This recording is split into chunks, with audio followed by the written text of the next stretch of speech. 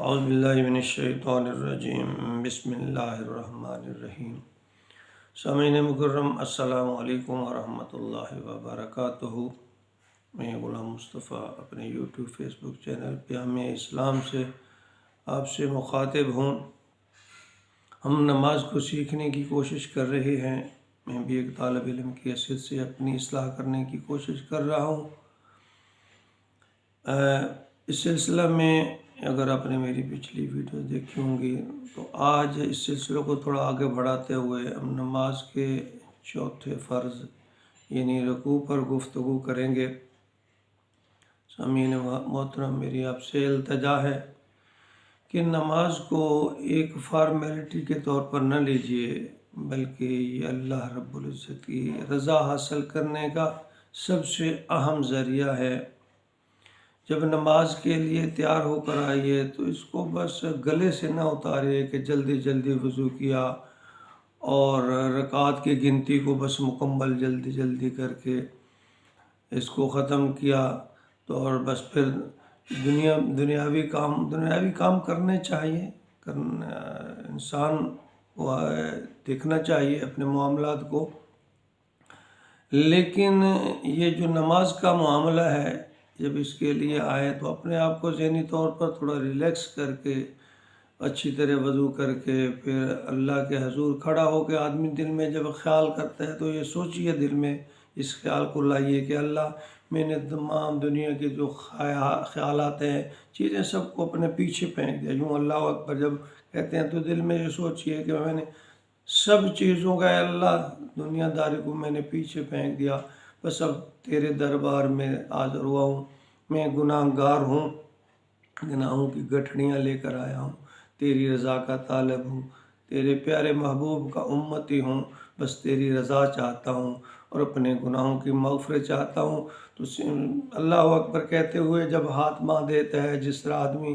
اپنے آپ کو یوں سمجھے کہ جس طرح عدالت کے کٹہرے میں آدمی بالکل سیدھا توجہ کے ساتھ کھڑا ہو کے جج کی طرف متوجہ ہوتا ہے،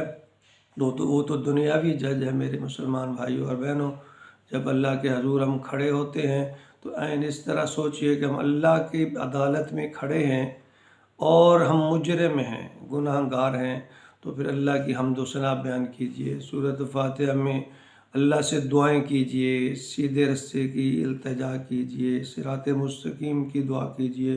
پھر آگے سورۃ اخلاص میں اللہ تعالیٰ کی وحدانیت بیان کیجئے اور اس چیز کا اقرار کیجئے کہ اے اللہ، تیرا کوئی ہمسر نہیں ہے، تیرا برابری کرنے والا کوئی نہیں ہے۔ پھر اور آگے قدم بڑھاتے ہوئے آگے جھک جائیے، جس طرح ہم بڑوں کو شخصیات کو ملتے ہوئے اپنے آپ کو تھوڑا سا جھکا دیتے ہیں، یہ ظاہر کرنے کے لیے کہ ہم آپ کی عزت کر رہے ہیں۔ تو اس طرح سب سے زیادہ عزت کے لائق تو اللہ کی ذات ہے۔ آگے جھک جائیے، جسے نماز کا ہم چوتھا فرض رکوع کہتے ہیں۔ تھوڑی سی اس کا مصنون طریقہ میں بیان کرنے کی کوشش کروں گا کہ اپنے ہاتھ کی ہتھیلیاں گھٹنوں کے اوپر رکھیے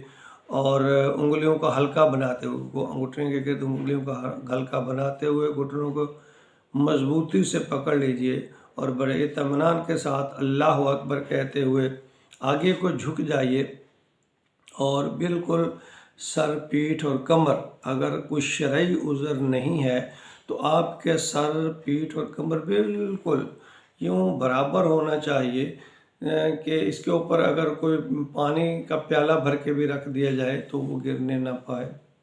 اور نگاہ پیروں کے تلووں پر یا پیروں کے ناخنوں پر ہونی چاہیے۔ بازو یعنی کونیاں جو ہیں وہ رانوں یا پیٹ کے ساتھ جڑی ہوئی نہ ہوں بلکہ سیدھی ہوں، اور ٹانگوں میں بھی خم نہیں ہونا چاہیے، ٹانگیں بالکل سیدھی ہوں، اور بڑے اطمینان کے ساتھ تسبیح بیان کیجیے، سبحان ربی العظیم، سبحان ربی العظیم، سبحان ربی العظیم، اور اس کو 3، 5، 7 یا 9 مرتبہ اطمینان سے پڑھیے۔ لفظ سبحان کی ہا کو اچھی طریقے سے ادا کیجیے، اور ایک تھوڑی سی اصلاح یہ بھی کرتے اپنی کیجیے، میں بھی کر رہا ہوں کہ سبحان ربی العظیم نہیں ہے، اس کو یل عظیم، سبحان ربی یل عظیم، اس طرح اس تسبیح کو ادا کیجیے۔ سبحان کی ہا ادا نہ کرنے سے مفہوم بہت غلط ہو جاتا ہے، اس پہ ضرور توجہ دیجیے گا۔ اور پھر اطمینان کے ساتھ سمع اللہ لمن حمدہ کہتے ہوئے سیدھے کھڑے ہو جائیے، جسے ہم قومہ کہتے ہیں۔ انشاءاللہ اگلی ویڈیو میں نماز کے سب سے اہم فرض سجدہ پر گفتگو کریں گے انشاءاللہ، اگر اللہ تعالیٰ نے توفیق دی۔ اللہ تعالیٰ ہمیں نماز کو سیکھ کر ادا کرنے کی توفیق عطا فرمائے، آمین یا رب العالمین۔